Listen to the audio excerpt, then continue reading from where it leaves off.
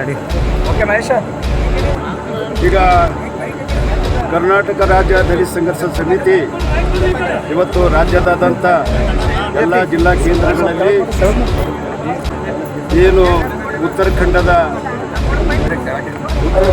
ಅಂದಾನಿಯ ರಾಮಲೀಲಾ ಮೈದಾನದಲ್ಲಿ ನಮ್ಮ ರಾಷ್ಟ್ರ ನಾಯಕರಾಗಿರ್ತಕ್ಕಂಥ AICC ಅಧ್ಯಕ್ಷರಾಗಿರ್ತಕ್ಕಂಥ ಮತ್ತು ರಾಜ್ಯಸಭೆಯಲ್ಲಿ ವಿರೋಧ ಪಕ್ಷದ ನಾಯಕರಾಗಿರ್ತಕ್ಕಂಥ ಅತ್ಯಂತ ಹಿರಿಯ ರಾಜಕಾರಣಿಯವರು.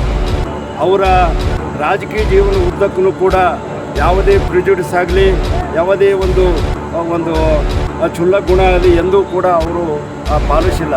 ಅಂತ ಮಲ್ಲಿಕಾರ್ಜುನ ಖರ್ಗೆಯವರು ಅಲ್ಲಿ ಒಂದು ಸಾರ್ವಜನಿಕ ಸಭೆಯನ್ನು ಉದ್ದೇಶಿಸಿ ಮಾತಾಡಿರ್ತಕ್ಕಂಥ ಸಂದರ್ಭದಲ್ಲಿ ಏನು ಅವರು ಮಾತಾಡಿ 2 ದಿವಸಗಳಾದ ಮೇಲೆ ಒಂದು ಯಥಾಸ್ಥಿತಿವಾದಿಗಳ ಮತ್ತು ಕೋಮುವಾದಿಗಳ ಸಂಘಟನೆ ಒಂದು ಅಲ್ಲಿ ಸೇರಿ ಆ ಒಂದು ಜಾಗವನ್ನು ಶುಚಿಗೊಳಿಸ್ತಾರೆ.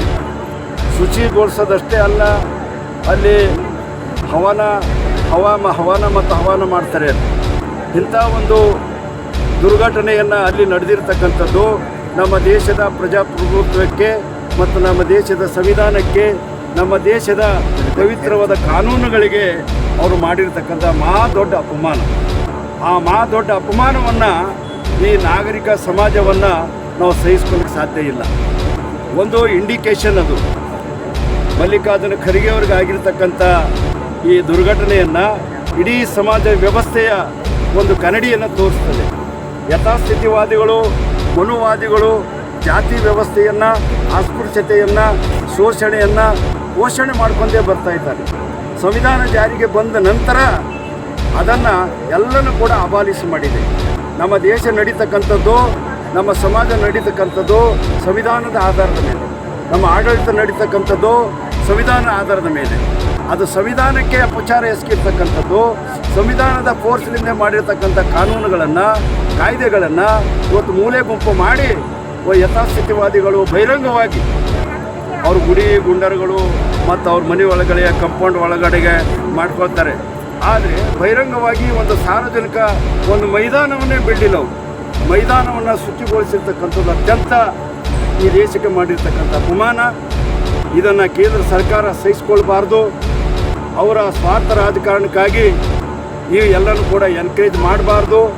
ಜಾತಿವಾದಿಗಳನ್ನು, ಅಸ್ಪೃಶ್ಯತೆವಾದಿಗಳನ್ನು ಮತ್ತು ಯಥಾಸ್ಥಿತಿವಾದಿಗಳನ್ನು ಮತ್ತು ದೌರ್ಜನ್ಯ ಮಾಡ್ತಕ್ಕಂಥ ಶಕ್ತಿಗಳಿಗೆ ಎಂದೂ ಕೂಡ ಕೇಂದ್ರ ಸರ್ಕಾರ ಮಣಿಬಾರ್ದು.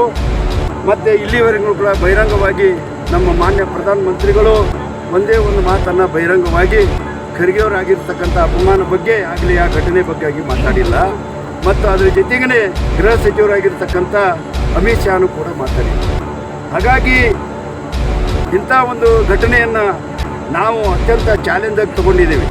ಈ ದೇಶವನ್ನು ಜಾತಿ ಕಾರಣಕ್ಕಾಗಿ ನಮ್ಮನ್ನು ತಳ್ಳಲ್ಪಟ್ಟು, ದೂಷಿಸಲ್ಪಟ್ಟು, ಊರು ಹೊರಗಡೆ ಇಟ್ಟಿರ್ತಕ್ಕಂಥ ವ್ಯವಸ್ಥೆಯನ್ನು ಮತ್ತು ಹಿಂದುಳಿದ ದಲಿತ ಬಹುಸಂಖ್ಯಾತರಿಗೆ ಆಗ್ತಕ್ಕಂಥ ಅಪಮಾನವನ್ನು ನಾವು ಸಹಿಸಿಕೊಳ್ಳೋದಿಲ್ಲ.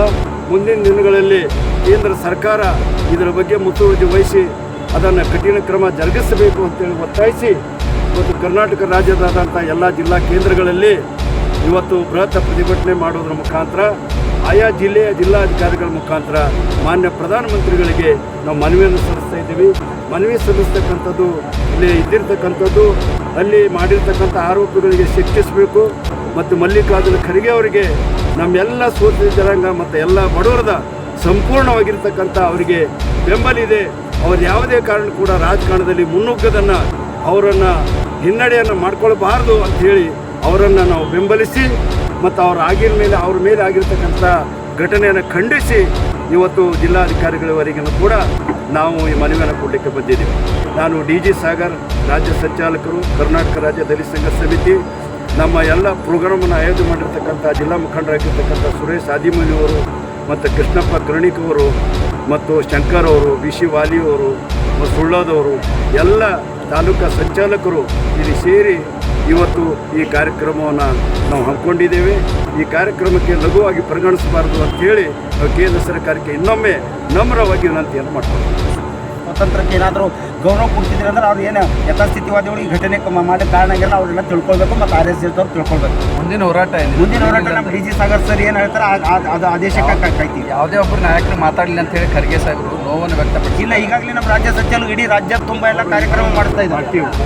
ಈಗಾಗಲೇ ಕರ್ನಾಟಕ ರಾಜ್ಯ ದಲಿತ ಸಂಘರ್ಷ ಸಮಿತಿ ಅವ್ರ ಪಾರ್ಟಿಯವ್ರು ಏನು ಮಾಡ್ಕೊತಾರೋ ನಮ್ಗೆ ಗೊತ್ತಿಲ್ಲ. ಆದರೆ ಇಡೀ ವ್ಯವಸ್ಥೆಯ ವಿರುದ್ಧ ನಮ್ಮ 40-50 ವರ್ಷಗಳಿಂದ ನಮ್ಮ ರಾಜ್ಯ ಸಂಚಾಲಕರಾಗಿರ್ತಕ್ಕಂಥ ಡಿ ಜಿ ಸಾಗರ್ ಅವರು ಕೆಲಸ ಮಾಡ್ಕೊತಾ ಬರ್ತಾ ಇದ್ದಾರೆ. ಇಡೀ ರಾಜ್ಯದಾಗ ಎಲ್ಲ ಹುಡುಗರಿಗೆ ಕೂಡ ಕೆಲಸಕ್ಕೆ ಹಚ್ಚಿದ್ದಾರೆ. ಈ ಘಟನೆಯು ಕೂಡ ಖರ್ಗೆ ಸಾಹೇಬರು ಈಗಾಗಲೇ ಹೇಳಿದಾಗ ಅವ್ರು ಎದೆಗೊಂದಿರಬಾರ್ದು. ಅವ್ರ ಹಿಂದ್ಗಡೆ ಡಿ ಜಿ ಸಾಗರ್ ಅಂತ ನಾಯಕರು ಇಡೀ ರಾಜ್ಯ ತುಂಬ ಇದ್ದಾರೆ. ಅವ್ರ ಆದೇಶಕ್ಕಾಗಿ ಕಾಯ್ತಾ ಇದ್ದೀವಿ. ಇಡೀ ರಾಜ್ಯದಲ್ಲಿ ಇನ್ನೂ ಉಗ್ರವಾಗಿರ್ತಕ್ಕಂಥ ಹೋರಾಟ ಮಾಡೋಕ್ಕೆ ನಾವು ಕಾಯ್ತಾ ಇದ್ದೀವಿ.